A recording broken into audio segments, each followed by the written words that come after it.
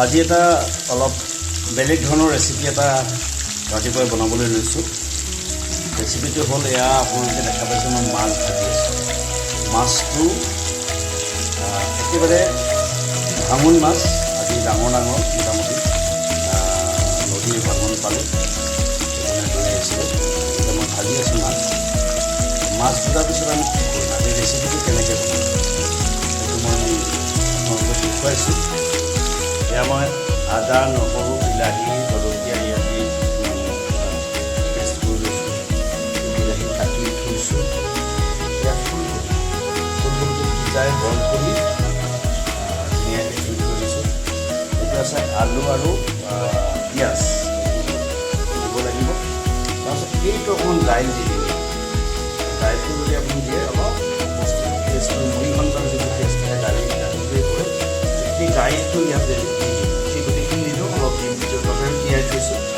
আদা নহৰুখিনি বেছি হ'ল। এয়া মই মটৰ ধুনীয়াকৈ ধুই মেলি থৈছোঁ। আৰু এয়া এটা নতুন এই ৰেচিপিটোত চবেই ফুলকবি বিলাহী এনেকৈ খাই, কিন্তু আজি যে মই এটা পালেং শাক দিম। আৰু পালেং শাকটো আপোনালোকক দেখাইছোঁ ইমান ধুনীয়া পালেং, আৰু এই পালেং শাকটো ধুনীয়াকৈ ধুই থৈছোঁ। আৰু ইয়াতে ছাইডত ধুনীয়া আছে। এইখিনি হ'ল মোৰ ৰেচিপি। এতিয়া মাছটো ভজাৰ পিছত মই কি কৰিম কওঁ। মাছটো ভজাৰ পিছত মাছটো মই উঠাই থ'ম। উঠাই থোৱাৰ পিছত মই আলুটো অলপ ফ্ৰাই কৰিম। অলপ ডাঙৰ ডাঙৰকৈ দি আলুটো ফ্ৰাই কৰিম। আলুটো ফ্ৰাই কৰাৰ পিছত আলুটো যেতিয়া অকণমান ফ্ৰাই টাইপ হ'ব, তেতিয়া মই ফুলকবিখিনি অলপ ফ্ৰাই টাইপ কৰিম। কৰি সেইখিনি উঠাই থৈ তাৰপিছত মই পিঁয়াজ, মছলা, তাৰপিছত গোটেইখিনি দি আৰু লাষ্টত যেতিয়া আপুনি হেৰি কৰিব, গোটেইখিনি দিয়াৰ পিছত মাছটো দিয়াৰ আগতে আপুনি সৰু সৰুকৈ কাটি আপুনি লাই শাকখিনি দি দিয়ক। লাই শাকখিনি বেছি ভাজিব নালাগে, লগে লগে আপুনি পানীটো দি দিলে। পানীটো দিয়াৰ পিছত সেই লাই শাকৰ যিটো টেষ্ট, তাৰ মাজতে আপুনি যেতিয়া ভাজি থাকোঁতে প্ৰথমতে আপুনি আদা নহৰু দিয়াৰ পিছত, তাৰপিছত পিঁয়াজ দিয়াৰ পিছত আপুনি দালিখিনি অলপ ফ্ৰাই কৰি ল'ব। ফ্ৰাই মানে তাৰে লগতে দিব।